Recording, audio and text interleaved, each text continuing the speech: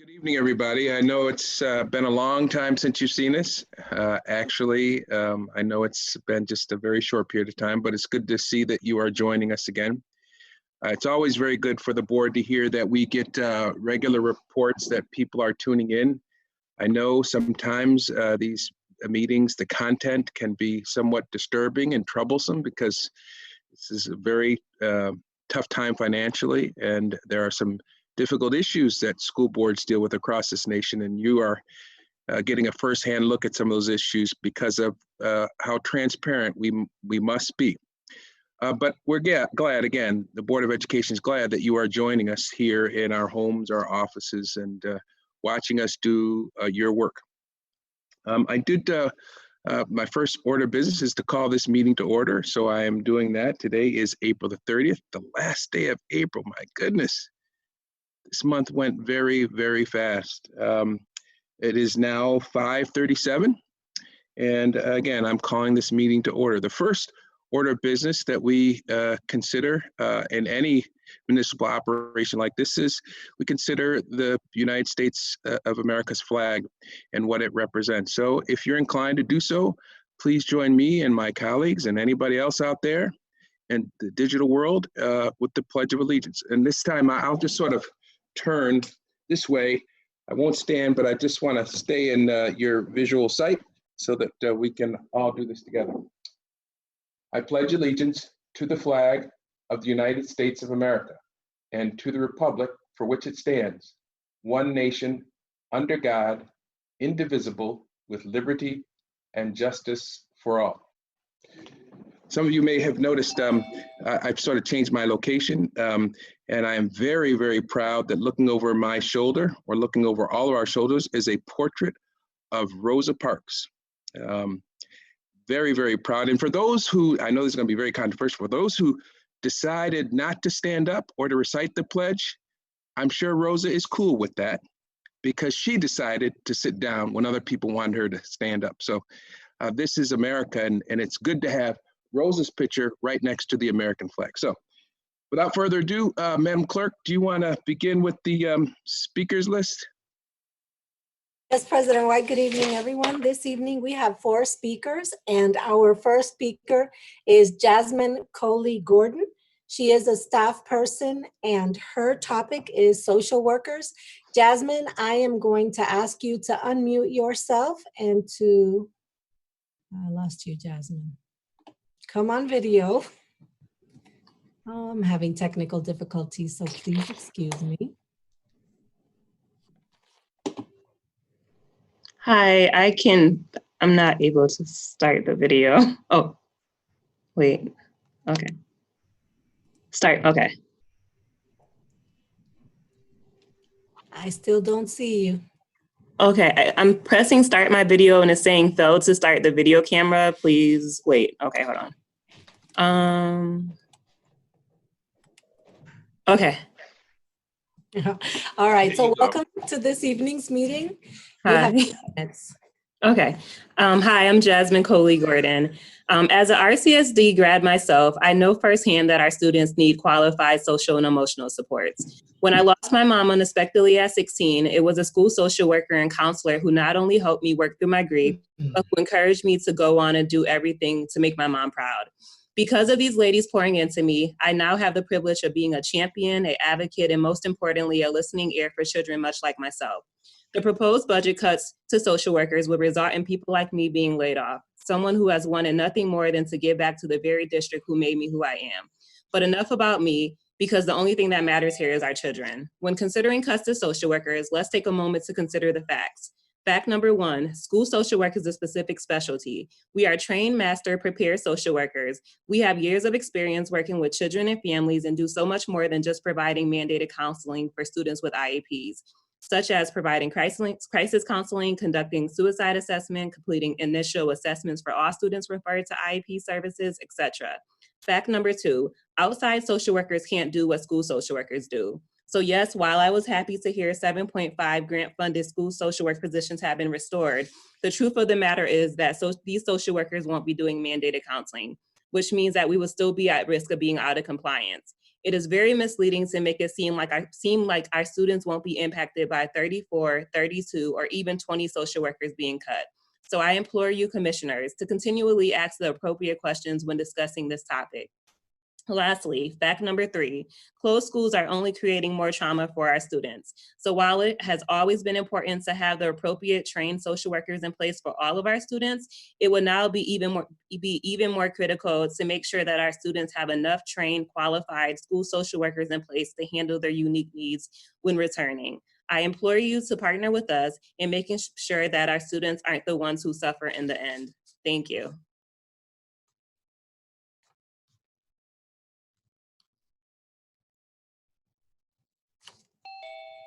You're on mute, Marisol.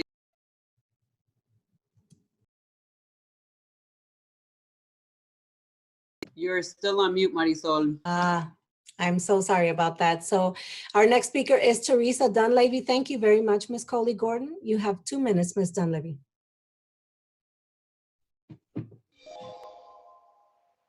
Art teachers are a constant within the school. If we're lucky enough to not be displaced year after year, we see these sweet children enter as kindergartners and grow up to graduate and move on. Squeezed between classes and meetings, we decorate the school with accomplishments and color. Making an art teacher split their time between 2 schools is a disservice to both buildings, and I think the board members know that. Think of the empty walls with no art on display to cover the holes, the wear, the outdated decor.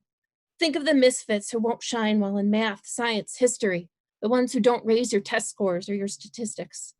These children, these students, these masterpieces, they are a lighthouse for this sinking ship, standing tall and firm, full of direction and potential and positivity and success. Do you not see them? They are the answer to this crisis. They bring awareness and culture and insightfulness and verve. But you don't care. You take their teachers, you take their programs, you take their supplies. You take too much and offer nothing in return. Your budget cuts cause their brightness to dim. They fade away and nobody notices. You pretend it didn't even happen. Was this all just a dream? Or like a nightmare, a reoccurring terror? They no longer fight for what they deserve because they no longer feel worthy of beautiful things. They can't give of themselves. You already took what little was left. You robbed them of their creativity, the reason they showed up for school today. Glue and tape and empty promises no longer hold. Trust has been shattered too many times. The lucky ones move away, never looking back at the chaos and confusion. The rest are left with colorless walls, empty classrooms, and the bitter taste of affliction. Please do not cut your art teachers. Thank you very much. Our next speaker is Corey Lynn Reimer. Corey Lynn. Opportunities for our students have flourished in recent years in the arts. Thanks to the work of Dominic Pickard, our district received a grant last year for equipment. This grant put art and music materials into the hands of our students district-wide. 21st century equipment like iPads, digital cameras, digital drawing tablets, as well as pottery wheels and more. This equipment puts our students on par with our suburban counterparts. Last year, the visual art department was given a membership to the New York State Art Teacher Association thanks to Dominic Pickard. This membership gives our teachers access to resources and learning opportunities to grow professionally and to support our students in the classroom. As a result of this growth in membership, Region 2 of NYSADA, which includes Rochester and the Finger Lakes, now has the highest teacher participation rate in the entire state. At the Region 2 Student Art Show last year, artwork from RCSD made up half of the pieces displayed in the show. In an ongoing partnership with the Rochester Education Foundation, our students are receiving opportunities outside of school that would be otherwise unavailable to them. Our department has held 2 to 4 fundraising events each school year, with ongoing activities bringing in over $8,000 annually. The money raised gives between 50 to 80 students access to free summer arts programs. Our department has 6 active collegial circles with focuses from scholarships to community partnerships. Teachers in art and music are working together to better the lives of our students in these circles. I have personally benefited from participation in the New Teacher Institute, which focuses on supporting teachers within our department to help them grow professionally and handle the issues that pertain to our department and the population which we serve. None of these things would be possible without good leadership. Dominic Pickard is providing that leadership as our director. with the support of Bia Papa as department secretary and Angela Nasimos as teacher on assignment. All of these positions are slated to be cut in the proposed budget. Their tireless work is doing immeasurable good for the children of this district. I beg you to reconsider this proposal and reinstate these positions along with the 16 proposed art teacher cuts. This is not cutting from the top. This is not trimming the fat. This is cleaving a strong and passionate department. Thank you. Thank you very much, Corey Lynn. Our final speaker for the evening is Allison Schmidt. Allison, welcome. You have 2 minutes. Hello, ladies and gentlemen of the board. I'm Allison Schmidt. I'm a very proud lead teacher for the RCSD Arts Department and the Career in Teaching Department. And I'm here to talk about the cuts proposed to the arts. We know we're in a tough budget situation. That's certainly not anything that's a question, but there are a bunch of real concerns we need to talk about. Talking about the cuts to visual arts and music teachers, when you fragment positions in building below 1.0, it's not only a loss of programming, it's a loss to the school community.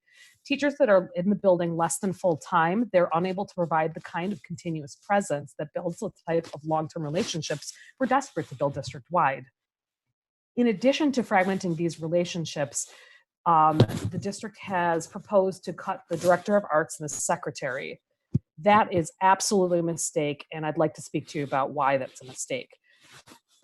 It is not something, if we're looking at a district-wide perspective, the advocacy was overwhelming. Letters have been coming in from all over the state, nearly 100 submissions to the board about arts alone.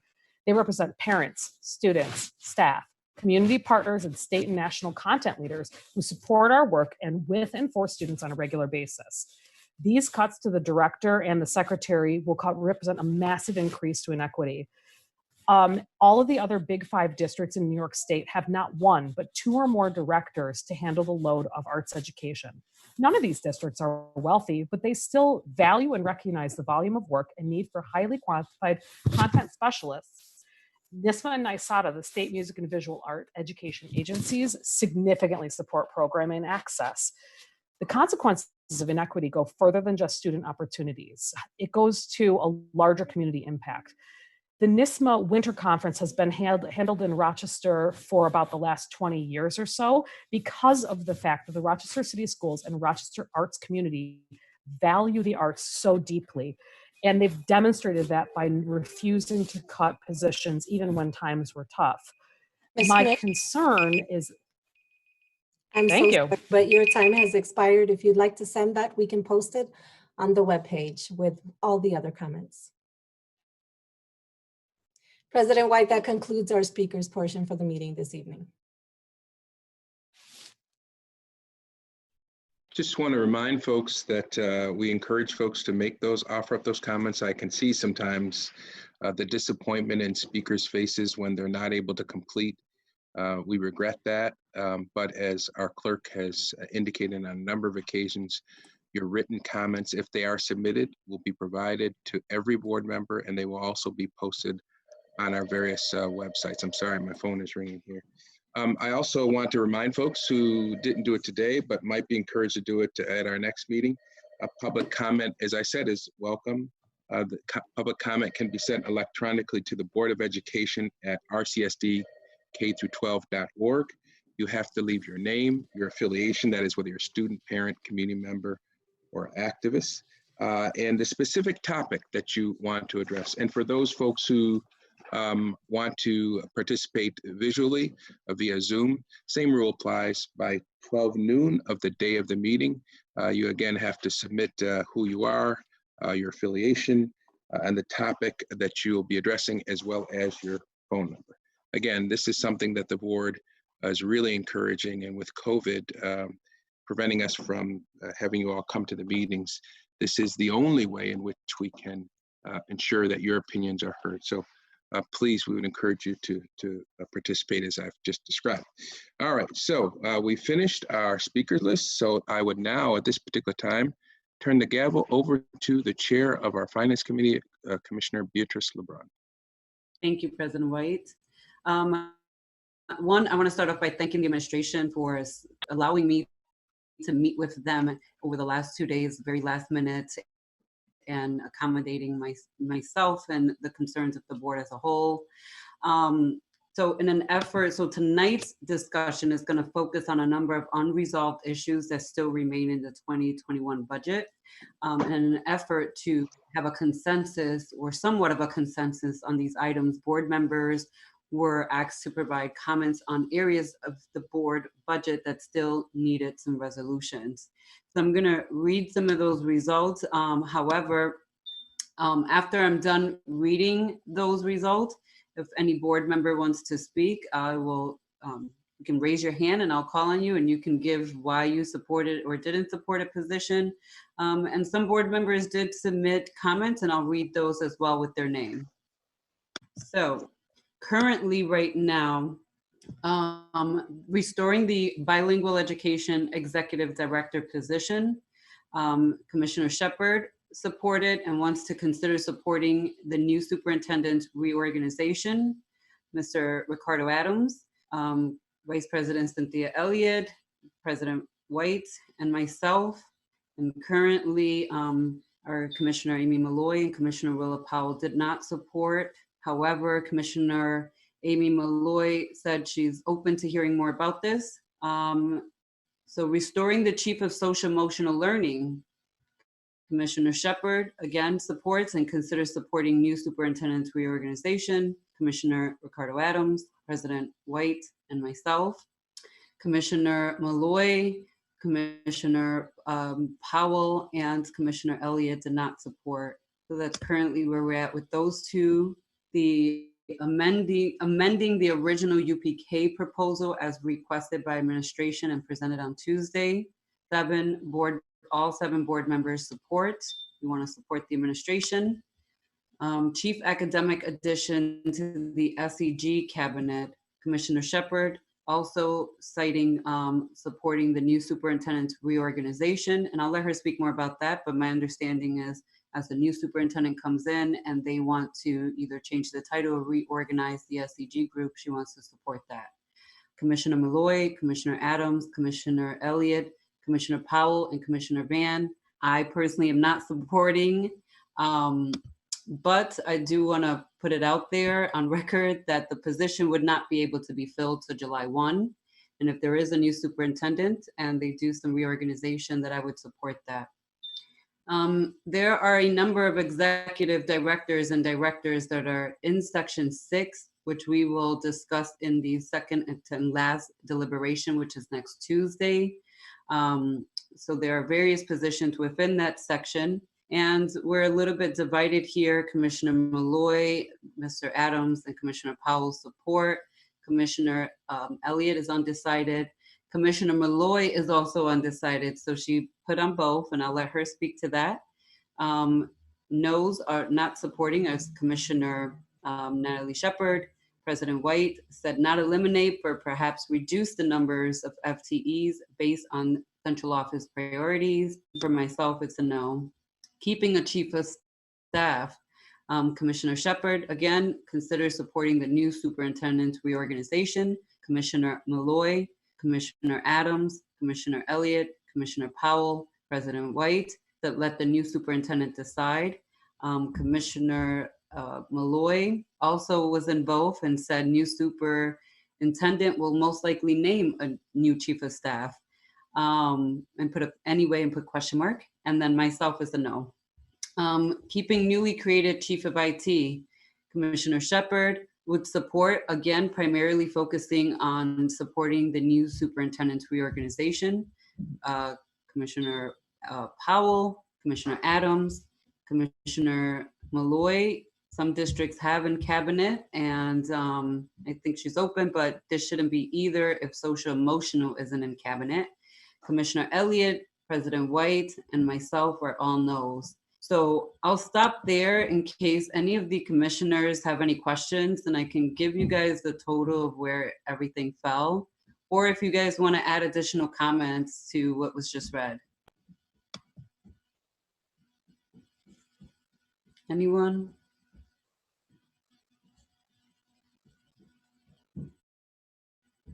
President White?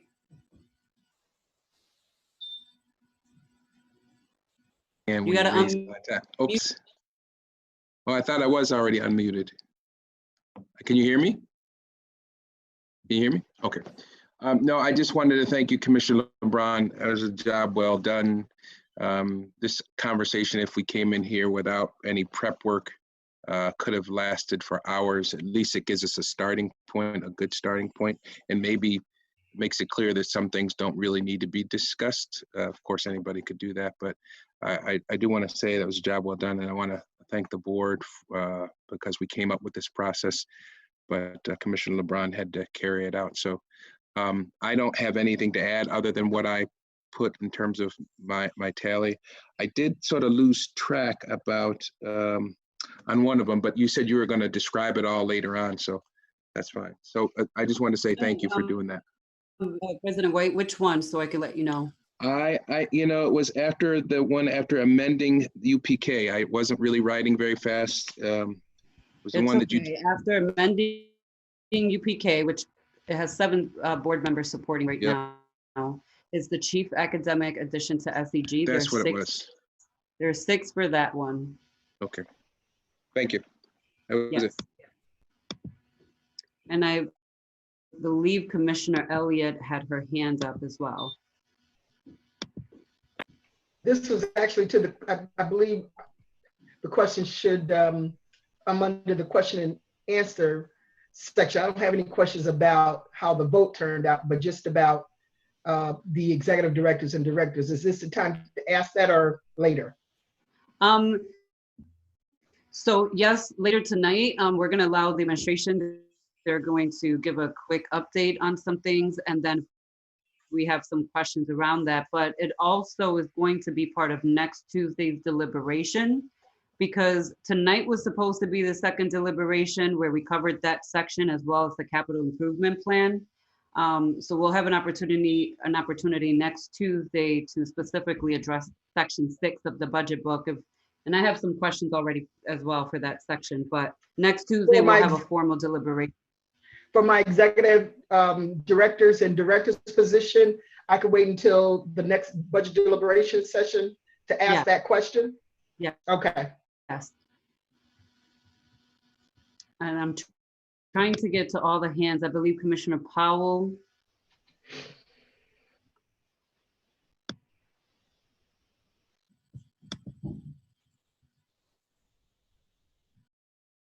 Can you hear me? Hello? I can hear you. I mute myself once you go on. Oh, okay. So could you just summarize which issues are decided and which issues are undecided without the tally for me? That's question 1.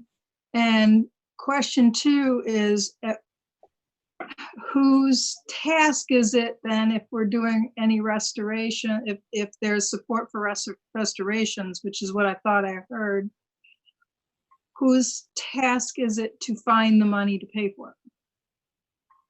Yeah, so I'll give you, let me answer the second part before the first, because I'm going to switch screens. So I did meet with administration to also go over the results ahead of time. In terms of where the funding would come from, there is not a full support for the chief of IT. So that should help restore the chief of social emotional learning. Section 6, there are a number of directors and executive directors. And right now that is a split section in terms of whether this board will support those proposals in there. And again, next Tuesday, we'll have that conversation. But ultimately, I will give you where we are at. For support, you don't want the numbers, you just want to know which ones have been decided or not decided. So decided as a yes is restoring bilingual education executive director position, the chief of social emotional, the amendment to the UPK, the chief academic officer to the SEG cabinet. Undecided is the executive directors and directors in section 6 of the budget book. Decided is keeping a chief of staff, and decided is keeping newly created chief of IT.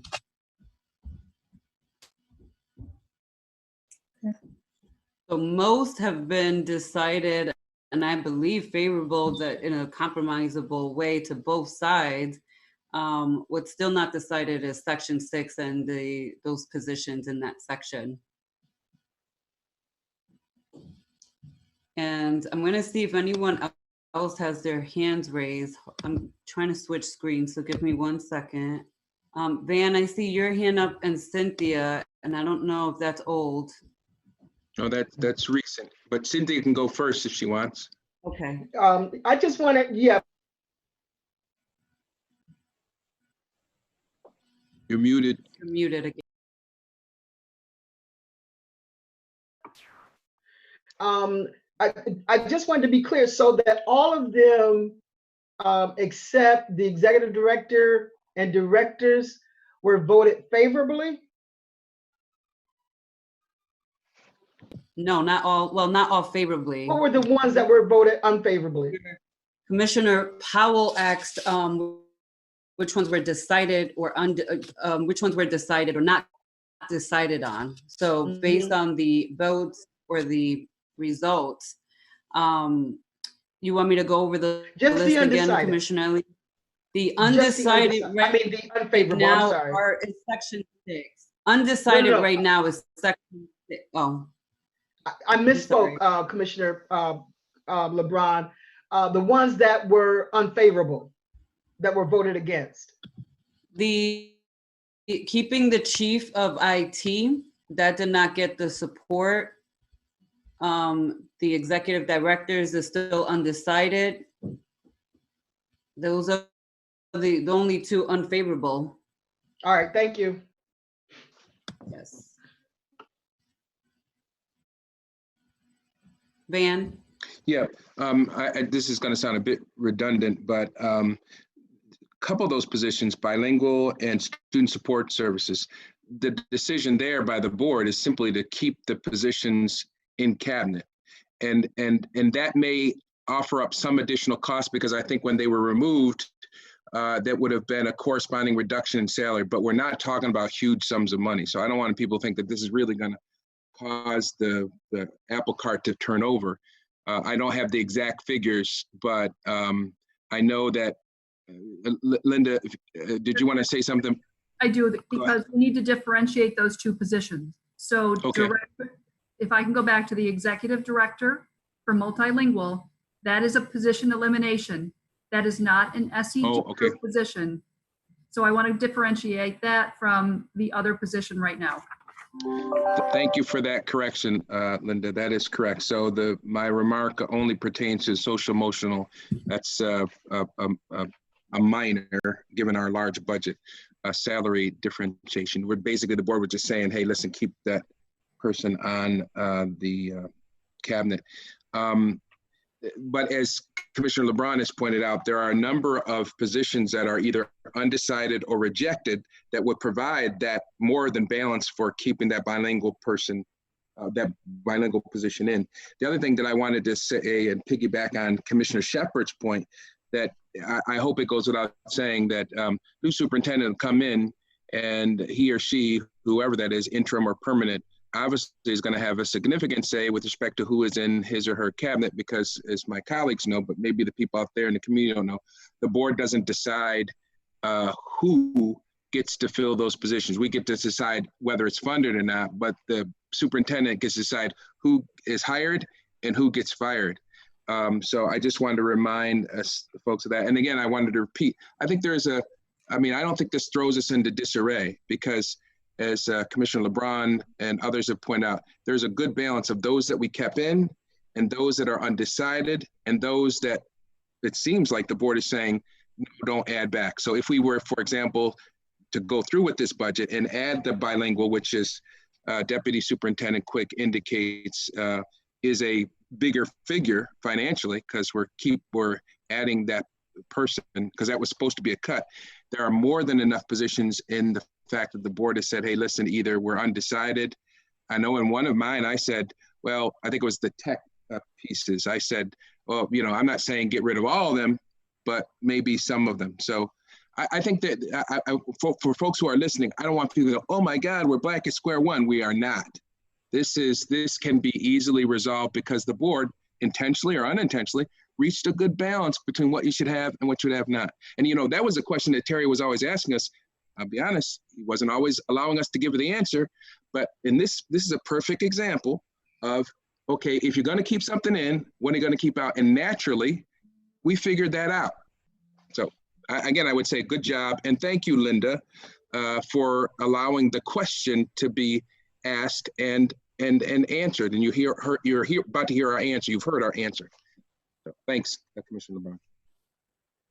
Thank you. I do want to mention, I know people are probably listening, watching, and Deputy Linda Quick mentioned earlier the RIA conversation. And based on the information that we have received from Linda, I did not initially put it into the poll. However, I have requested a leadership meeting for tomorrow, and I want to thank President White and Commissioner Elliott for agreeing to do this, and to the administration, because I realized that it's a Friday 4:00 meeting that we're scheduling. So there's going to be some further conversations around RIA, primarily because right now I feel like we're kind of hearing two different stories, and we should be able to all come together and figure out what's actually happening. And how we can support whatever the decision is made. And to the board members who will not be a part of that meeting, I myself or President White will give you guys an update for sure by Friday evening. So I just want to throw that out there.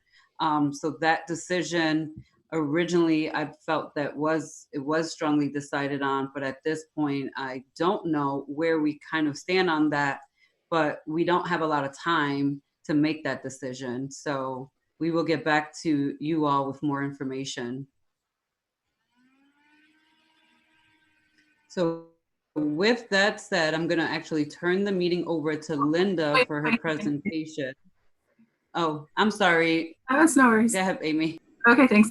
I was just wondering if there's any way, just for clarity, if could our board clerk put the chart up so that the public can see what we were specifically tasked with doing yesterday? It just might provide some clarity to the people who are watching, so they can see what compromises we were looking at and what we were doing yesterday. Would that be possible to just put the chart up so they'll know, they can go back and use that as a reference then for the conversations we've been having just now? I can go ahead and post the blank one on board you can post the blank one on board docs. Okay, cool. Thank you. Yeah. Okay, thanks. Okay, Linda, it's officially your. Thank you.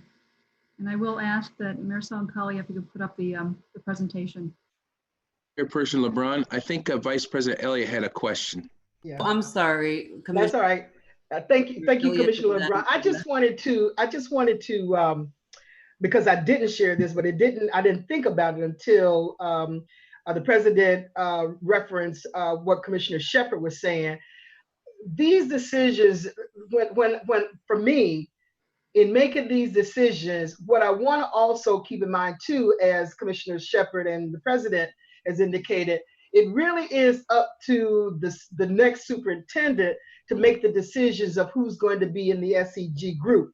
So while I supported these positions, I am going to allow, from my perspective, the superintendent to come back to determine, to let us know who he or she would like to have in her group. I don't want to have that controlled by the board, because whoever that person is going to be is going to have to work with these people in these positions. You know, for me, the chief of social work was not a position that I felt that needed to be put into the SEG group per se. The next superintendent may. So and I felt that the chief academic officer most definitely needed to be a part of the SEG group, SEG group, but she or he may decide that that position is not needed in her group as well. So I really want to just say, I'm going to leave it up to the next superintendent. That's what I want to do, to decide who they want to have in their cabinet. Thank you. Thank you.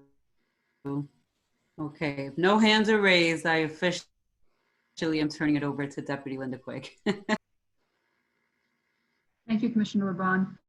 So I just want to go back to our conversations on Tuesday night, and there were a lot of great discussions on Tuesday night, and I think we had come back to you with a number of areas of compromise, of some common ground. But there were some questions and some things that you had asked of us that we felt required some additional clarification. So I would like to go through a few things tonight just to address them. The one thing that I did not include, and I just will very quickly address, is RIA. I am aware that Commissioner LeBron, that a meeting has been set up for tomorrow. I learned about that a few minutes ago. We do not, from a district, have any more recent information than the letter that was received by us yesterday. So if there is additional information that was received that we should know about, I would ask that it be shared with us, because I'm not aware of that, but in preparation for tomorrow's meeting, that would be helpful. If we could go into the first slide, the next page. So I want to go over a couple of things. There were several questions from Tuesday, and also some issues that were raised tonight as part of the polling of the board members with regard to some central office reductions. And I'd like to just cover those a little bit. You saw this screen on Tuesday, and it is the overall reductions in central office, which total 3.5 million. What I would like to go through is some of the detail that was in that reduction package of 3.5 million. In particular, in central office administration, there's a net reduction of 12 FTEs. You can go back to the slide, that's okay. Yep, thank you. 12 FTEs. Many of these were executive director positions that were reduced to director positions. And I just want to point out the reasoning for that. We are in the middle of a budget crisis, obviously. We needed to look for ways to save money. Part of the logic, however, is we had executive directors that did not have any directors reporting to them. And so we did reduce the position from executive director to director to accurately reflect the organization of RCSD going forward. So I want to just point out that there were some new titles created as part of the central office restructure, but there was a net reduction that far offset the creation of new titles. Administratively, that amounted to 12 FTEs. I also want to point out on the next slide, one addition, which was an executive director for grants and program accountability. And I just want to stress a little bit about the importance of that position. Our grants department, we used to have one several years ago, and it was eliminated.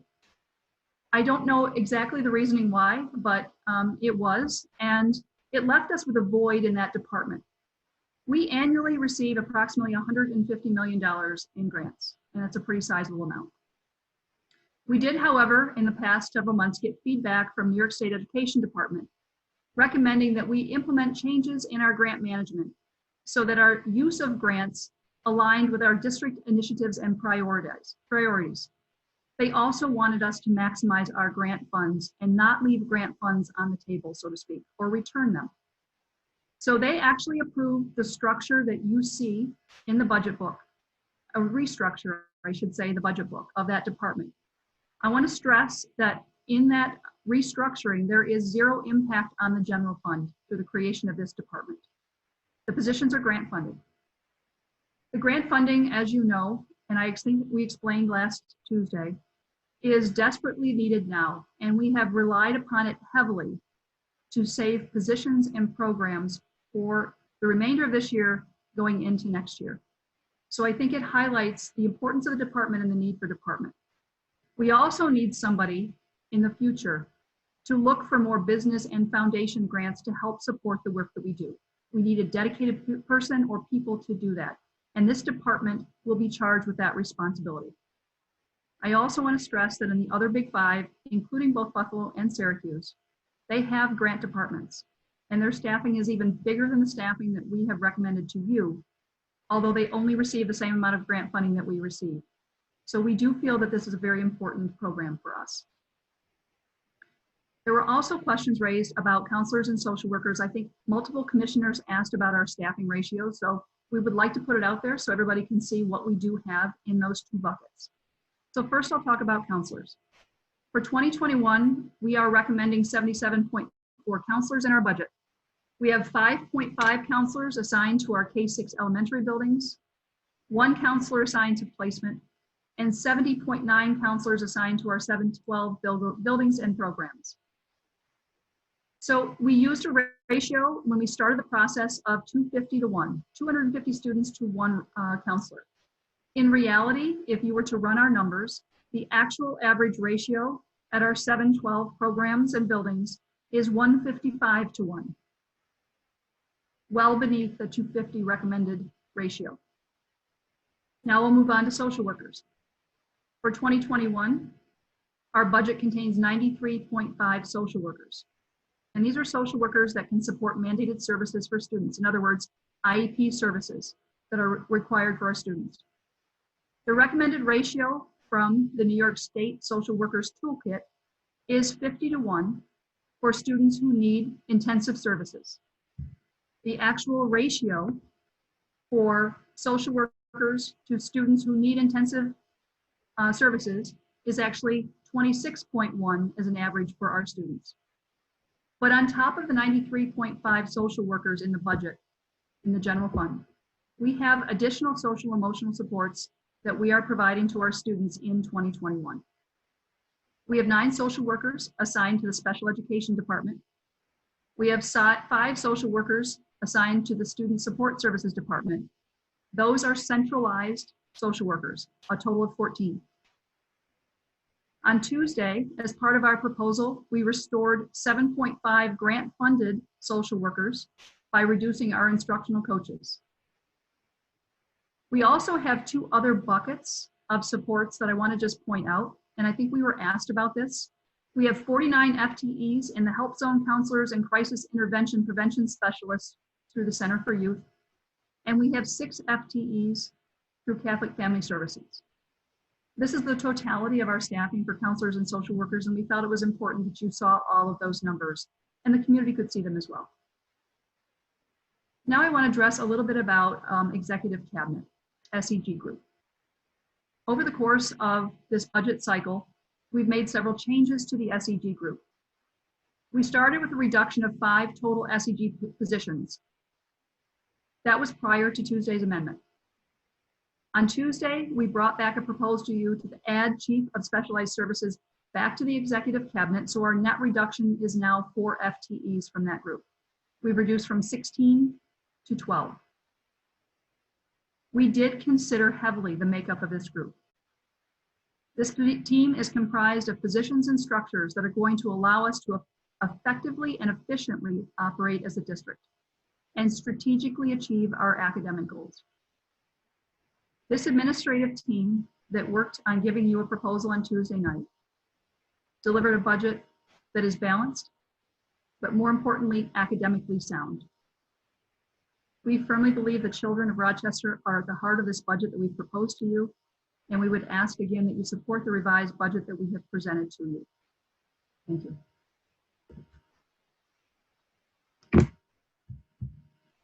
Okay, so I have several questions and follow-up, but I'm going to let my colleagues go first, and I'll go last.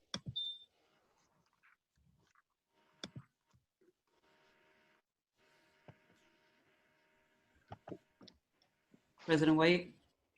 Yeah, mine is, you probably were going to address it in your comments, but I'm just wondering, how do you all figure on reconciling in the last series of conversations that we just had moments ago? The board has given some clear direction about additional add-ons. Some of them are not significant. Others are, but there appears to be some balance. I don't need a specific answer, but either Deputy Superintendent Quick or Commissioner LeBron, I'd be interested to know what recommendations you all have for, you know, this is the final leg of our journey, our budget journey. We're getting very close and we can see the finish line. I'm just wondering, without a detailed, elaborate explanation, I heard your presentation just a second ago, and you believe that you presented a balanced budget that met the needs under the circumstances of our children, and I would agree. But there's some additional tweaking that is proposed by the board. How do you all propose to do that within the time period that we have left? You're muted.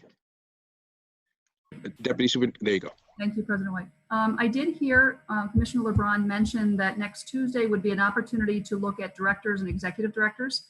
So perhaps if we could have some additional questions to be able to respond to about those, that would be great. We have made 9 executive director reductions as part of this budget. I believe we've made, we started with 3 additions and actually backed off to 2 additions, I believe. I could be wrong, Bob, on the exact numbers, but I know that there were 9 reductions that were well thought out, really planned for, that met our budget needs, but also allowed us to continue programmatic needs. But if you have specific questions, we'd be glad to entertain them.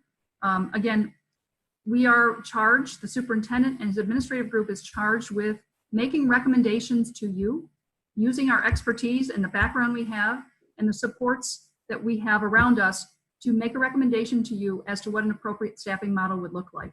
And we would ask for you to strongly consider our recommendations. They were well thought out and they are aligned to what other districts have done, but more importantly, they meet our needs here. They meet the children's needs of Rochester. So we would really ask you to seriously consider those few things that are left on the table. There aren't that many, but we do think they're important. Commissioner LeBron, if I could just sort of follow up, I do think it's important to have clarity because some of us won't be at the table when these conversations continue. So Deputy Superintendent, for example, I'm just by way of example, the board seems to overwhelmingly suggest that the bilingual role should be put into the budget. What is the response to that, and how will that response? I heard you just say you believe you put together a sound budget. I'm not arguing with you. I think you guys have done an exceptional job. I've said that before. I'll say that again. But the board, in continuing this dialogue and continuing this journey, has said, by way of example, we think the bilingual thing should be reinstated. How do you take that? Do you think, well, okay, we'll just have to figure that out? And if you do, how are you going to figure that out? And I'm not trying to be confrontational, but I'm looking for clarity. That's all. I'd be glad to address the specifics of that position if you'd like. I just want to make sure that everybody is clear that by eliminating the executive director position for multilingual, we still have a director position, and we're keeping the director position in the budget proposal. And we also have the staff left in that department. And I apologize, Bob, maybe you can jump in here and tell me exactly how many coaches and other staff that we have left. I believe there are 7 plus some clerk support that do remain. So it is a reduction of the executive director, but keeping the director. We do understand absolutely the importance of the department and having the department run efficiently, but we believe we can do that with a director and not an executive director. Right now we have both. I get. Bob, did you have that information? I'm so sorry. Bob, did you have that information? I hate to give a bad number in public. None of their teacher on assignments were cut. But I could give you a full number for their department. I know they have 5.4 teacher on assignments, but that's not the entire complement. All right, thank you, Bob. Van, are you done or not yet? I just thank you for asking, Commissioner LeBron, but I do, again, I'm not looking for confrontation. I'm just looking for clarity.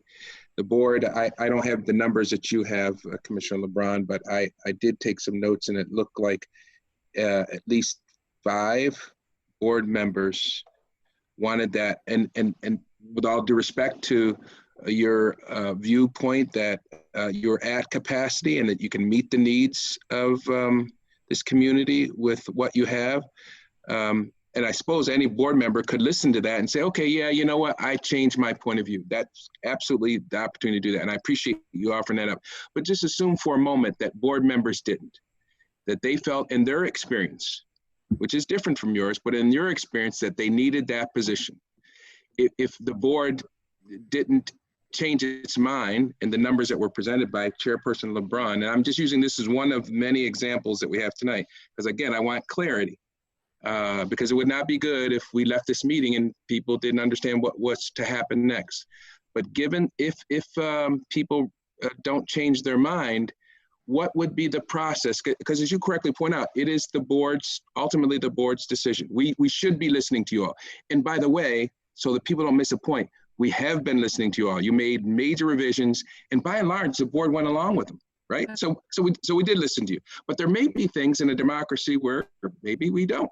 So I just want to know, what happens next? Does that position get restored as I would expect it would if, after having made those remarks, the board just doesn't agree on this particular point with you? Are we on the same page there? That then you guys would then figure out how we bring some money to bring that position back in? I think we need to talk about that as well as any other executive director or director positions that may be out there on the table, because I think that is something that we want to talk about and address, but we do not have the money to replace that position in the budget. As an executive director, we don't. So we've got to look at other alternatives. That was not part of the budgeting process. We can give you the amount of what that would entail.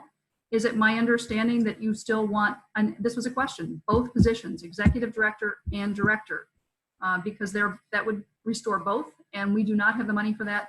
And I will stress again, nor do we think that we need both of them at this point. So, President White, are you done? I'm yielding the floor. I mean, I don't know what other people, how other people I'll get back respond to to that. you. You have additional questions too. Sure. Thanks. Commissioner Powell? Thank you. So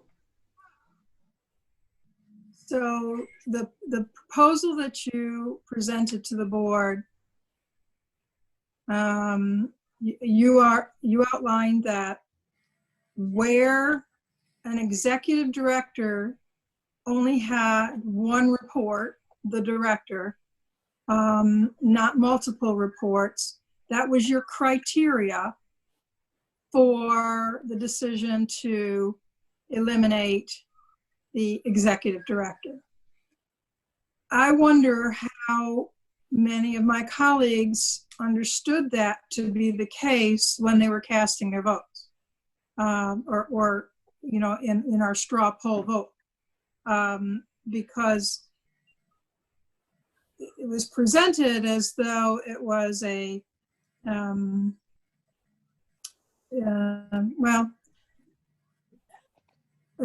just a straight up defunding without a sound rationale. So I would be interested in seeing that particular point repolled based on your explanation. You talked about the context in the context of other directors, and I have to say this to my colleagues. I felt a little cheated by this process, and maybe it's my own fault. I wanted to ask questions about what would happen to the roles and responsibilities of the arts director based on decision to cut. And I deliberately held back on asking that question because I thought that was a round 2 deliberation question. But when we're talking about directors at central office, this is rolled into that conversation. And while other people have strongly advocated for their own add backs, I've said nothing about this because I'm still waiting for the opportunity to ask the question, who's going to do that work? Arts and music is incredibly important. Is it as important as special ed services or bilingual services? Well, that's debatable. If you ask SED, they're going to say no, I think. But could you tell me here and now, how will those responsibilities be addressed? Yes. If you look at the organizational structure, again, back to the executive directors and directors, we have this year an executive director for the arts. Next year, that role will be combined, and we will have a new director of humanities that will share the arts, music, and social studies. It will be humanities director.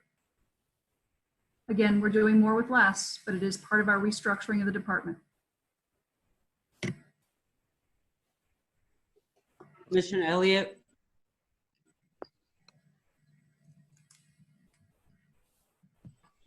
I think the president's hand was up prior to mine. No, Okay. thank you. I'm good. Okay, so I was waiting to hear the presentation with regard to the executive director and director's position, because I didn't, excuse me, have the information on that. But from what I'm understanding, I think I am in support of those reductions at this time. However, what I would say is, because I do support the executive director, the bilingual executive director position. So where does that position stand in light of all the other executive director positions and director positions? Well, it was part of the reduction when we reduced most of the T&L from executive directors to directors. Thing is a combination of positions, a realignment, and we had eliminated the executive director but kept the director for bilingual. Okay, okay. We were keeping one position, not two positions, and because only one was staying, it was going to be a director that stayed. Okay, so let me just go to Commissioner LeBron on that. What's your response to what the deputy superintendent just said, Commissioner? So can I actually respond from the very beginning? I've been taking notes and I absolutely will address that. The first thing I want to just clarify is that board members can ask questions. I know we have a process for the budget, but if questions come up at any time, any board member can submit a question, whether it's part of the section that we're covering or not. So I want to put that out there. One, I would disagree that this budget and the way that it was originally proposed really was children were at the heart of it. And I would oppose that on many levels. One, social work. That is the heart of it's teaching and social workers that for me make up a school environment in terms of how students are holistically supported and addressed and educated. So for me personally, I'm going to dispute that. Let me just also say that we have a director and an executive director of bilingual, multilingual education, and that this district is made up of 38% Latino students who are bilingual, and another number of students who are multilingual with other languages, with Burmese being our third largest spoken language, and Nepali. So I say all that to say that the work that entails educating ELL students has not been met in this district, and cutting in that area will not allow it to be met. And so I didn't ask the board about the assistant or director position because it was my understanding that we were really fighting to restore the executive director to have the director so that we can adequately support not only bilingual students, it is a multi-language learning department. So it is not just for Latino students, but we do make up 38% of the district. And I want to throw that out there. We are a major part of the district. And I look at the call and I'm literally the only Latina on this call right now, not just on the board, but in the cabinet and the administration. So I want to put that out there. And yeah, I would fight for Latinos, obviously, but I'm going to fight for Black and Brown and all services and all students. But when we are making conversations and saying that in grants, we need those directors, I don't understand who was doing the job beforehand. And actually, I would like to see a cost analysis of the salaries of the people who are doing the job now and the salaries it's going to cost to increase their titles.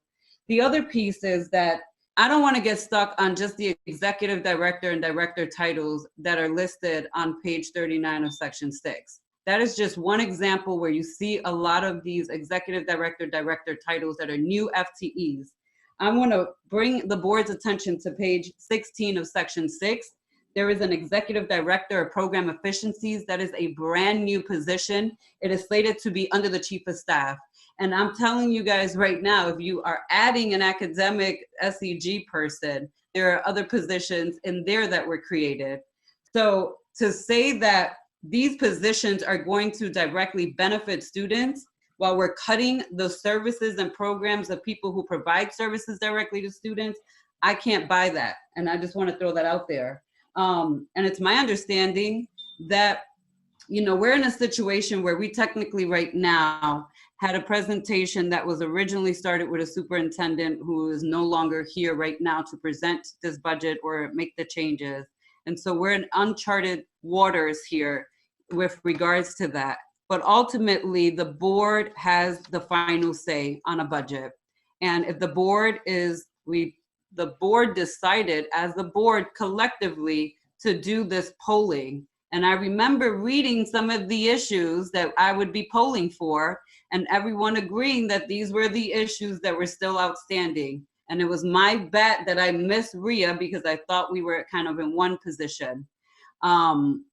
So that process was not created by myself. I just want to throw that out there because I don't want people to think that I went and created this process on my own and forced it down the throats of the commissioners. We decided as a group that this would be the process so we can get a sense of where folks were at, so that the focus could really be on letting administration know where we stand and focusing on the issues where we may just not agree or don't have an understanding of.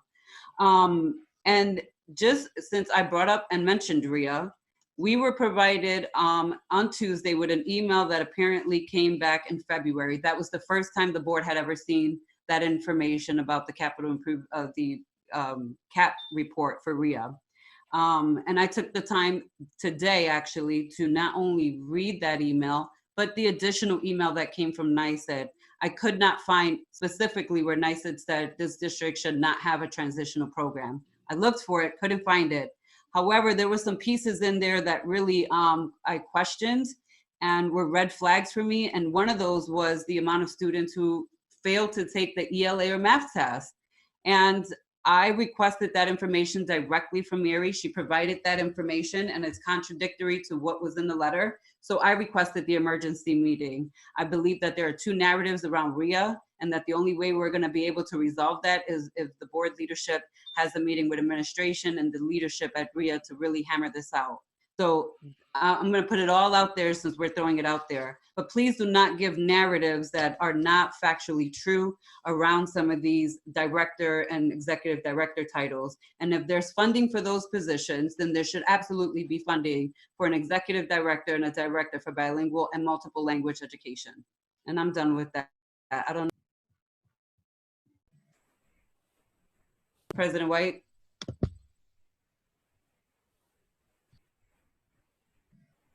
Sometimes when we get surprised that we're muted, it's because somebody else mutes us, so we don't know, we catch it the last minute. I just want to piggyback on and add my voice to what Commissioner LeBron just said on the issue of bilingual studies. Just the enormity of the task, the needs of our diverse community. You know, we can argue the value of those others, and I don't think it's an either or approach. I just think you can talk about bilingual studies and the challenges that we have, that it does require extra resources. It does require extra set of eyes. And I think the keeping that position says to this community that this is a priority for our community. And by the way, it's not just the bilingual students that benefit, it's the environment that the resources that we put into that arena will suggest to everybody else that this is important. We live in a global economy. We didn't know that before COVID. We know it now. And so this is not just something for brown students, Black and brown students. This is something for all of us. So I can't emphasize enough that I think that this is, without arguing about whether we have to have these other positions, just alone, given who we are as a community, Rochester, given what our teachers look at when they enter into the classroom, we need somebody at that level with an extra set of eyes, an extra set of hands to move that agenda forward. And because, among other reasons, we haven't always done a good job at it. So I hope that if board members, this is the opportunity for board members to say, oh yeah, I hear what you're saying. Maybe Linda's right. So we shouldn't have that position. But I hope that coming out of this, as Commissioner LeBron said, we all, the board, created this process. No one pushed this on us. And this is the opportunity to say, wait a second, I changed my mind. And you could do that. You absolutely could do that. But we have to move this ball forward. And I would think if nobody changes their mind, which you have every right to do, that as Linda understands, as Carl, who I'm sure is lurking out there, will tell you, and it's not intended to be offensive. This is just a reality. The board makes the final decision, and then the administration, given those recommendations, has to find a way to make it work. But we've given you a way to make it work. There are positions that we're kind of equivocating on and saying, we don't know what we need. And there are positions where we say, oh, no, that shouldn't be there. So thank you. Just a very couple of things, and I appreciate both those comments, and no one's trying to be offended or is offended. And Commissioner LeBron, just on the testing of the students, you probably wouldn't know this. I think Mary does know this, but we did correct the state in that letter. That is the one point that we absolutely corrected. We did test those students, and that information was provided to the state to correct that. So I don't want there to be an impression that we did not test those students, because we did. I just got a text actually from Bob. In multilingual department, we have 14.2 FTEs in the department. So we do address multilingual needs.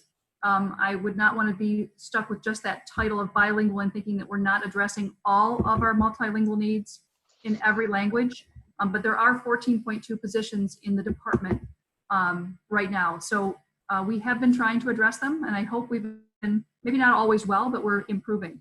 But we can certainly talk about it. I'll get you the price for that position and what the cost is for adding it. And then we have not come up with solutions. So I think we need to sit down and talk about it a little bit more. Even if positions weren't executive directors, they're still needed, even as directors. Most of them were shifts. And like I said, the grant dollars for the grants department pays for that department. So it doesn't generate any other money to actually pay for a position that we would create. So we have to think about that. So I just want to remind you that I'm not just speaking about the grants departments. There are other executive director titles that are sprinkled throughout section 6.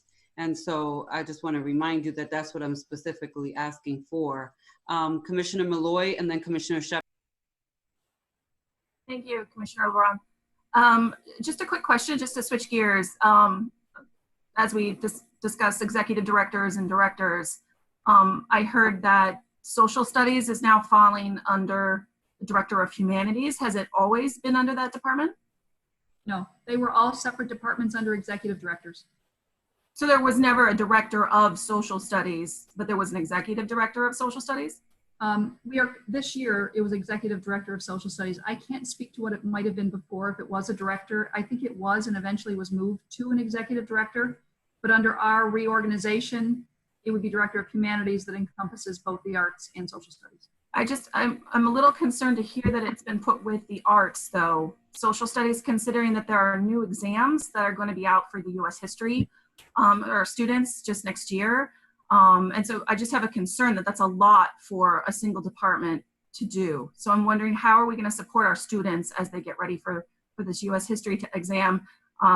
If we had an executive director for social studies before, how are they going to be able to do that work as well as, manage all of the arts and music as well, these individual departments? I'm just want to make sure our students are supported.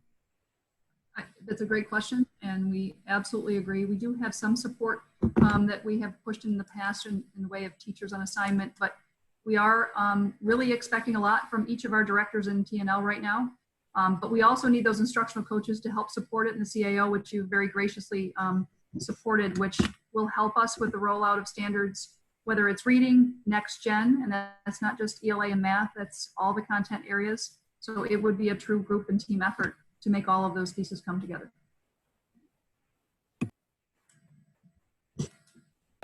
Commissioner Shepard. Yeah, so I have 2 points right now. I guess I'll start just because Commissioner Malloy just brought it up. My concern around joining the arts and music with social studies, I do want to state that even though, my position was to support eliminating director positions, that was prior to knowing that I was going to be joined with social studies. And the reason why I just want to voice my support for keeping them separate, whether or not it is an executive director that stays for arts and music, or if you change it to a director or some other configuration, my concern is that, and I've voiced this many, many times, is that NYSED would say choose one or the other when it comes to academics. Either it's going to be arts and music or it's going to be straight academics, you know, like core subjects. And I don't think that enough emphasis is put upon arts and music in the educational experience at all. And I've previously voiced this opinion. So I do want to support keeping the arts and music director position or some other configuration to see what that would look like, because I do want to keep it separate, and I do want to emphasize and show and prove that we are saying that is a priority as a district. The other thing is, historically, I know when we look at budgeting and vacant positions and whether money is tied to vacant positions, I have brought this concern up in the past, and unfortunately, you know, with previous administrative workers, I kind of get different answers every time I ask the question.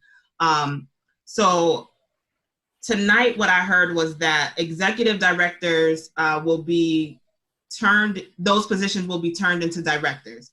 So I am wondering if it doesn't produce money. I did hear about the grant funded in our bilingual department. If it doesn't produce money, then does that mean with all of the different executive directors that you have turned into director positions, does that mean that there was not money that actually backed a vacancy? I need to understand that, because I know historically that this is how things have been budgeted. We will hold a position, there won't be money there, and then when we cut it, thinking that we're going to get money because we've cut a position, there's no money that backs it. And I've been told both things are true. And so I'm trying to get a very direct answer on that, because I do support keeping the bilingual director position, but I want it to make sense with dollars. And so if we're going to say that, okay, we're going to cut director positions in this area, but there's no money attached to it, then I need to understand where can we get money from. And so if someone can explain that, I'm not sure if that is an answer that I can get tonight, but I do need to understand that, because I do think that there is a way, regardless, that there is a way to reinstate that position. I just need to know which way that is. Thank you, Commissioner. There is money behind our budgeted positions. If they are vacant today, they may not be vacant tomorrow. We do have the ability to defund positions. It's very position specific.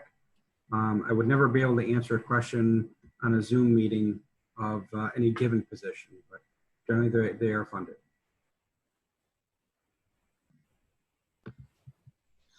So then that's a conversation I can follow up with outside of this meeting. I just want to make sure that all of them are funded, because if the advocacy is going to be to restore in another area, I just want to make sure there are dollars to pull from somewhere and where to pull it from. So I'll have that conversation offline. Commissioner White? No, that was an old hand being raised. I Okay. couldn't put it down. There is one last commentary I do want to make, and this is more to my board colleagues. We are all elected, obviously, from our community, and many of us are here. Some of the board members have been here for a long time. I've only been here for 2.5 years. However, I have been in this parent in this district for over 18 years. And I say all that to say that at the end of the day, this budget and what the final outcomes of this budget will be is our responsibility, and we have to live with this. And this is nothing against those administrators who are working around this budget, but many of these faces are new. They're not from Rochester, or they've been in the district for a long time, but they have not been in a position in our community and speaking to our community. And so I just want to implore you guys to please support the community in some of these asks. We're not going to be able to restore everything. And, you know, it is heartbreaking to be in a position where we can't restore everything that our community is asking for. You know, I absolutely, as an artist, want to support the arts. And I know that Commissioner Shepard has always said arts and sports, I'm not touching, like, don't ask me to support those guys. That is her thing. And I know that we have a very difficult budget this year, and I get that. But I do want to remind folks that multiple language education, bilingual education is required by law. and as is special education. And so those are the areas that, you know, we should be at least making sure that our district can meet the requirements of the law. I do want to also point out that the Catholic Family Center social workers were mentioned under the social workers for staff ratios. My understanding is that those are preventative child protective service workers. They will not be allowed to do what other historical licensed social workers in this district typically do as a master licensed social worker. So I just want to put that out there. And I think it's the same with counting the Center for Youth staff. I value the Center for Youth. I value Catholic Family Center and the work that they do, and the difficult work of CPS preventative workers. It is not easy work. But I do not want to equate that the work that they do is equivalent to the work that master licensed social workers do in this district. And I forgot to mention that, but I do want to point that out to my board colleagues and to this community. They are not equivalent in terms of the work, and they can't be. Just different titles, different works. So I just want to put that out there. So if no one else has anything, any further comments or questions. I could just add something. We're willing to continue to talk and try and work through this. Commissioner LeBron, you made a very great statement, and it's so accurate. Nobody wants to enter this process and make any cuts, and this has not been easy. It's been very difficult on trying to weigh what we can keep and what we can't, what makes the most sense and what doesn't. It's very difficult. And so we took it very seriously, and it took it to heart. And we have been continuing to do that for 2 months.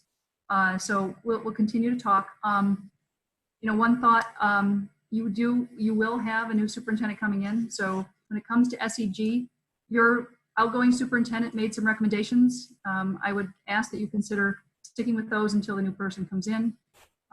But if you would like us to get more information on directors and executive directors to talk more about some of those back and forth, give you some costs, for instance, for the executive director for multilingual, we'll certainly do that. And then we can figure out the next steps, hopefully on Tuesday.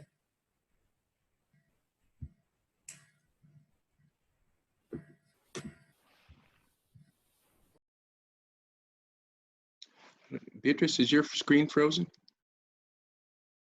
Looks like it might be. I saw Amy, you had raised your hand. Is your hand raised? Amy? Oh, No, I already spoke. And oh no, not Natalie either. Willa, were you raising your hand? Yes, thank you. So at our last meeting, and I raised this with Commissioner LeBron the other day. At our last meeting, Mr. Franklin told us that the capital improvement plan had been presented to the administration, had been sent back for rework, probably had to be sent back for rework again after this modified proposal. But the fact remains that the board has yet to see any version. Can you give us a clue when we're going to see something? Commissioner Powell? Yeah. I sent that to you late this afternoon. Oh, okay. I stand corrected. Thank you.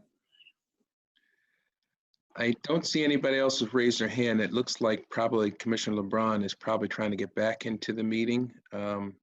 So when she comes back in, she may want to add another comment or two, but in the meantime. We can talk about CIP in our meeting earlier with Commissioner LeBron. So when she comes back in, there she is. She can talk about our plans for next Tuesday.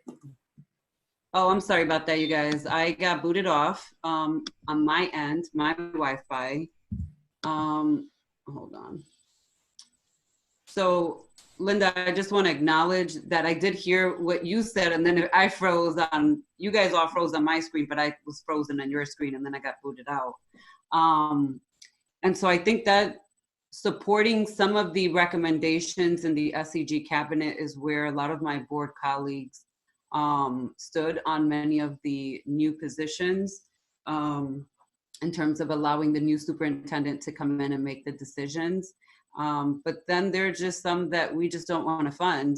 And so that's just where we're at. And so there are positions that this board as a body, not all 7, but the majority agreed to at least allow the new superintendent to keep the funding in that line and then let them do as they see fit in terms of their structural reorganization. And I do think that as a body of 7, we could probably all agree that the hope and the goal is to support the new superintendent in their restructuring, or whatever vision they have for whatever SEG cabinet members. But we do need funding, and there are certain titles that we want to support. So I don't know if this is resolved, but we have until next week to resolve it. And again, my understanding is that the board ultimately, as a board and a body, has given, in this circumstance, it would technically be a directive to a superintendent, but we're working in a different process and way right now. So I would actually refer back to President White and probably Carl about how we move forward on these things. And with that, I'm done, and I'm gonna turn over the meeting to you, Van, from that point.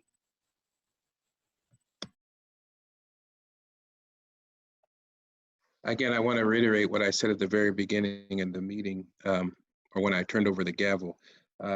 Commissioner LeBron was executing the wishes of the Board of Education in terms of how we sort of move with these last remaining issues. And I want folks to understand these are just the issues that were remaining, significant ones, but we've traveled, as I said, quite a distance to get here today. So again, I want to thank Commissioner LeBron for getting us executing that effort by the board.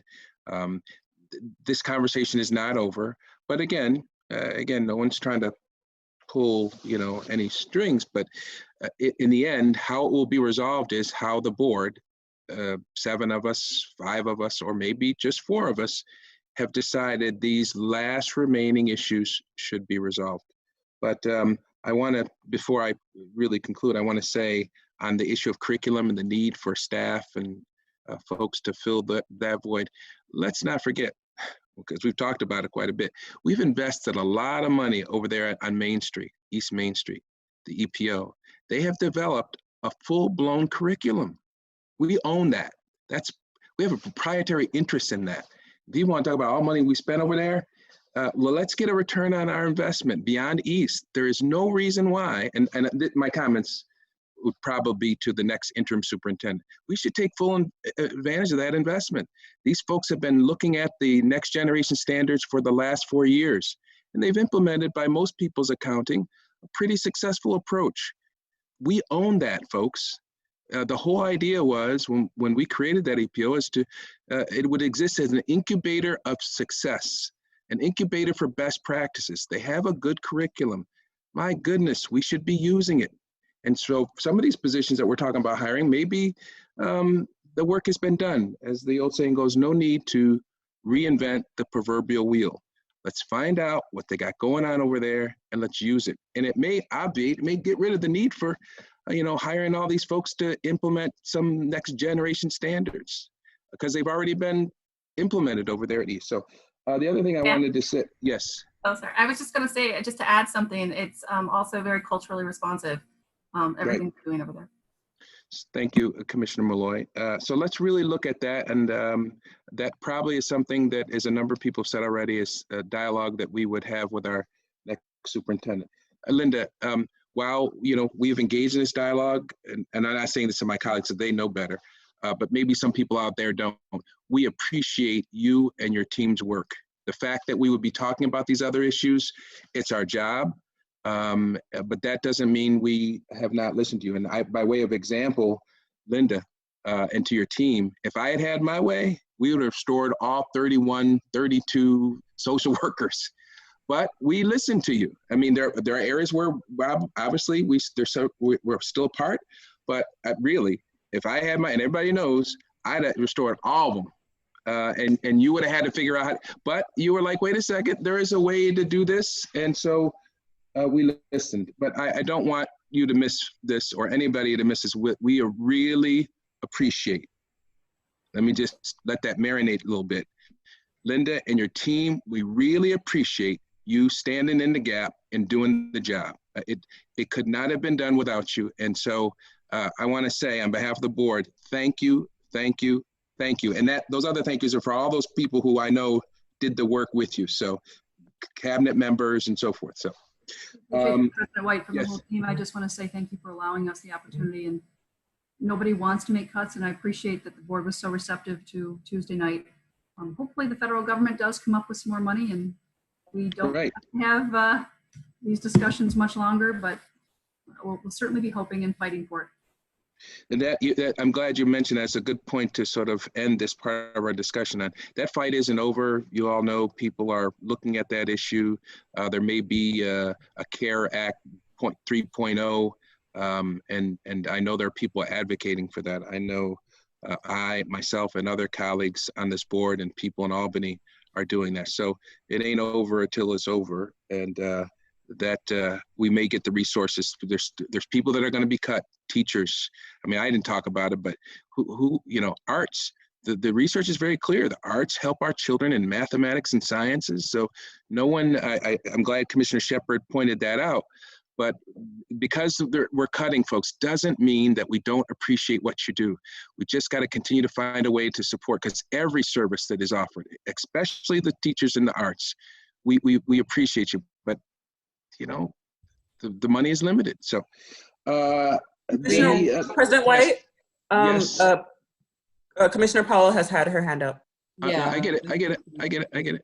I saw Commissioner Powell, and then I see Commissioner LeBron. Yep. Sometime before this meeting ends, and I get the sense we're close to the end of it, I want to raise a couple of points. Procedural, I think.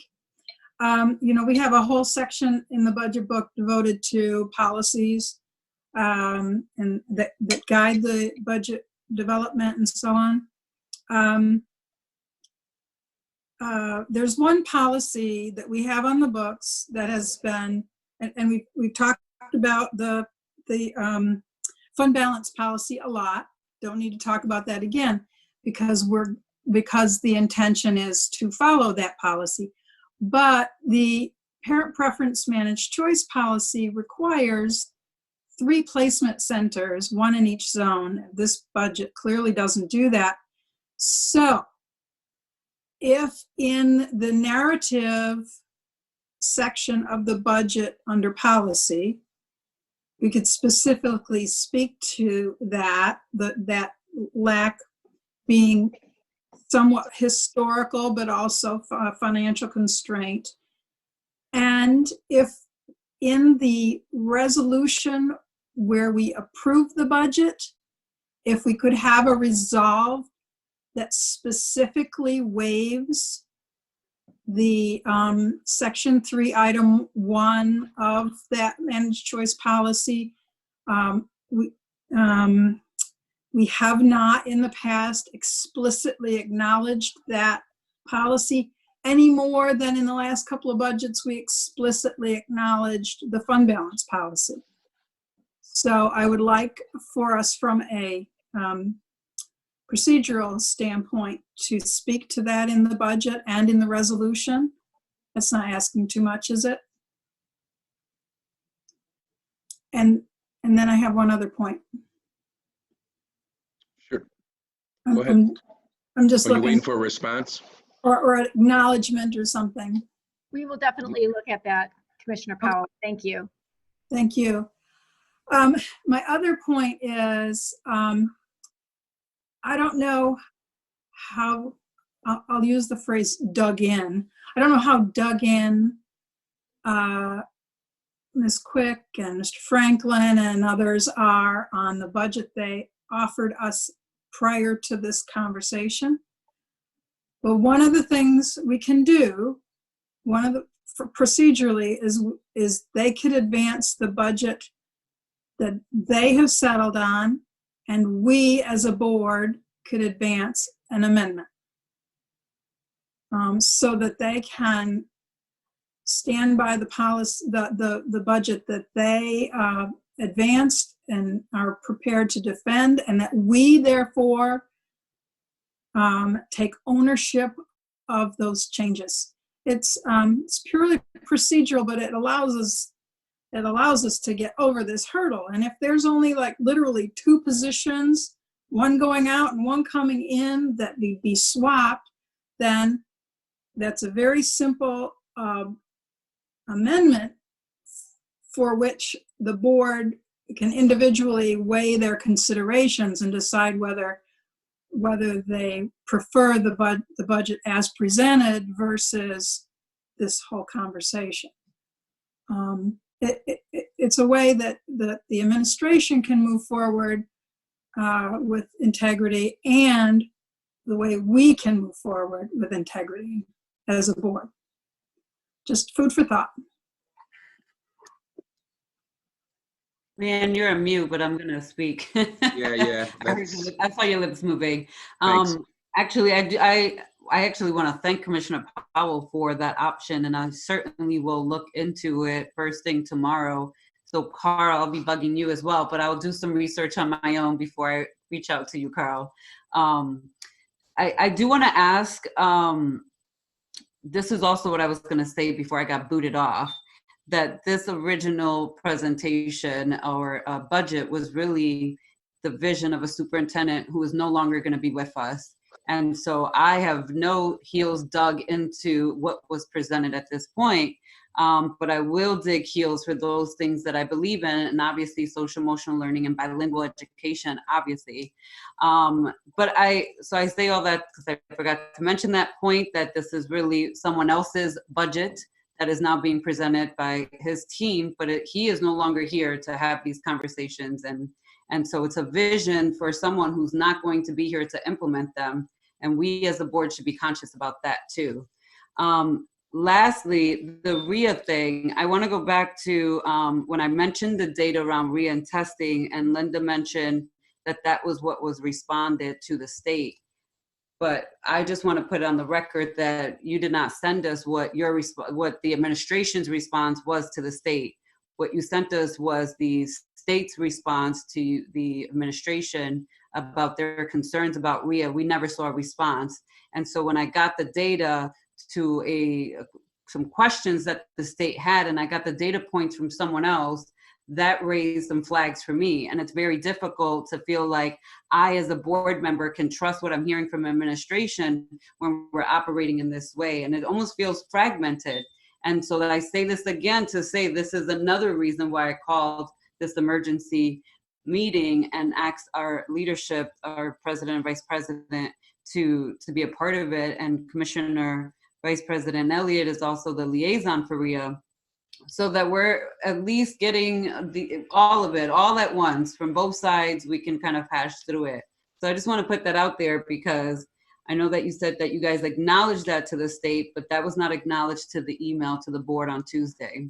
And I'll just clarify, we had a document request. They had submitted a number, and I believe it was referenced in my earlier email, but that they had asked us for a bunch of information, additional information. And so we did provide that with the support of Mary and Office of Accountability.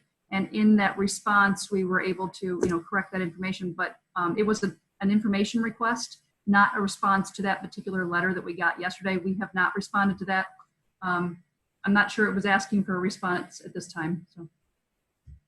If I could add, I'm sorry, Commissioner LeBron, this might answer your question. If I could just add, we did, as Deputy Superintendent Quick just stated, we did provide the data that the state asked for, and we did forward all of the data that was sent to the state to the principal and to the school chief. So, Anne-Marie, I'm just going to ask, because the information that you guys forwarded to the state and to the principal, we didn't get that. Understood. What we got Tuesday was a letter that was very alarming. I have to say, I read it, and I was in the middle of a meeting, and we were all in the meeting when we got it.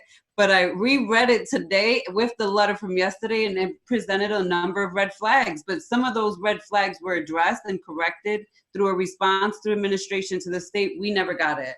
So I hear what you're saying. You gave it to the principal and to the chief, but I'm saying that we were presented with the original concerns without the response portion. And I don't want to hear personally only one part of it, not that there was some response to correct some of that. So my request right now is that this entire board gets a copy tonight of the response that was sent to the state and given to the principal and the chief, so that we have time to review that information as well before we head into the 4 o'clock meeting tomorrow. Thank you. Absolutely, we'll send that on. As Deputy Superintendent Quick stated, it wasn't a response to the letter, though. It was a response to an email that they had previously sent us with data requests. But I understand, we will send that on. And I want to be clear that I understand that other letter is from yesterday, but the original one that we saw Tuesday was from February. So I would like the response from that previous email that you guys sent to us. So I don't see any hands being raised. I do want to go back to Commissioner Powell's suggestion. I think that is a good way to perhaps resolve what I consider to be this minor glitch in our completing this journey. If we can't have a meeting of the minds on some of these issues, and it just sounds like there might be one or two, that maybe ultimately the resolution is that you submit the budget as is, and then the board votes on it. The interesting thing is the budget is due May 7th to the board, but isn't due to City Council, I think, until the 14th of May. So there would be that time to make the necessary adjustments. Again, I don't want to get lost the fact that how we got so far today in a record period of time was through conversation, collaboration, and communication. And I don't want people to lose that. But sometimes you just can't make that full journey, and that's okay. And as I'm sure Carl will affirm, in the end, if we can't complete the last couple steps to the finish line together, the board has the authority to make a decision about how resources will be allocated. And then if that's done on May the 7th, there's a whole nother week to make those final tweaks and put it into a nice budget that will have a nice ribbon on it. We'll give it to City Council. So, Carl, is my description inaccurate in any way? No. Okay. All right. So again, let me repeat, Linda, great job. We couldn't have even got this far without you. And I make no apologies for saying that multiple times. We really do appreciate the quality of your work. Only thing on new business, I don't see any other hands being raised. So only thing on new business I would add is May 1st, there was a resolution that required some reconciliation of our budget. You guys may recall that resolution that was passed about a week ago. We realize you guys have been doing a lot of stuff. Linda, I sent you a couple of emails today asking about stuff. We realize you've been focused exclusively on this budget. Again, we appreciate that work, but there's other stuff that is on your plate as well. I would just remind you that there's a resolution requiring that reconciliation. If you can't meet that deadline, just let me know and we'll figure it out. I'll talk to the board. Bob, I know you're going to be involved in that a lot if you haven't already. If you can't meet that deadline, let us know. You know, we certainly would find ourselves to be very flexible in terms of what you're doing. That would then move us to, thank you, to resolution 877. Thank you, Kalia. Carl, do you want to well, first of all, let me have a motion to discuss resolution 877. Is there a motion? Motion. Thank you. I heard Vice President Elliott second. I couldn't have, the faces aren't on the screen. Malloy. Oh, thank you, Commissioner Malloy. It's been moved and seconded to discuss resolution 877. Carl, want to give a brief description? Thank you for your work on this, Carl, by the way. But Carl, you want to give a brief description of what 877 does? Certainly. 877 is in response from to a request from the board for a resolution to consider this evening, which essentially solidifies or confirms the board's previous decision with respect to School 57 in support of the amendment that was advanced by the administration. There were three options, as you may recall from my email, that could be utilized by the board to confirm that position. The option that was selected was to rescind the motion that was previously adopted and essentially substitute something to the effect of what the actual disposition of the school will be. Otherwise, I think the resolution, especially the resolved portions of it, speaks for itself. I tried to circulate it as widely as I could to ensure that if there were any problems with it in advance, we could try to handle them. But I was only able to do that at about 4:30 this afternoon. So if anyone has any questions or suggested changes, by all means, please. I see Beatrice raising her hand. Folks, if you want to raise your hand on the chart, that would be helpful. Beatrice, go ahead. Van, I just want you to know, I guess, because I'm a co-host on this meeting, Yeah. I can't raise my hand, so I'm Okay. physically raising it for you. I got you. So I was originally prepared to support this tonight, but being that we are not getting the mutual support into what this board collectively has asked for, I'm not going to be supporting this. And I just want to put that out there. But I have no issues with what you submitted earlier, Carl, to the board via email. So thank you for that. Any other questions or comments regarding Resolution 877? I'm looking, folks, and I don't see any. So the next thing we would do is we would take a vote. All those in favor of the passage of Resolution 877, say aye. Aye. Aye. Any opposition? Nay. Let me go on camera. Hold on. No. I'm innocent, no, Felicia. It would appear then, though, that the ayes have it. That resolution passes. That you can include into the budget book as a permanent fixture for this 2021 school year. All right, I had spoken to our clerk and I asked, is there anything that we have to do in executive session, which is what usually happens with us? And I was told no. So I want to note for the record, Vice President Elliott, it is 7:17. Well, that's right. That's right. For those of you who don't know, Vice President Elliott fancies herself as the person who can get us out on time. I don't think you've ever gotten us out at 7:17. You're kind of quiet. You're kind of quiet. I'm not muting you. What's What you talking about, Willis? All right. So I will. Yes, I have. Commissioner, who's made the motion? Who's made the motion to adjourn at 7:18? I'm gonna make the motion, but I do want to acknowledge that I think I got us out even earlier than Mr. Oh, Lord. Oh, here we go. Here we go. So that's a motion by Commissioner LeBron. Commissioner Malloy, see, they're trying to solve for more time, folks. Commissioner Malloy, is that a second? Yes, second. All those in favor at adjourning at 7:18, say aye. Aye. Good night, everybody. Night. Good night, all.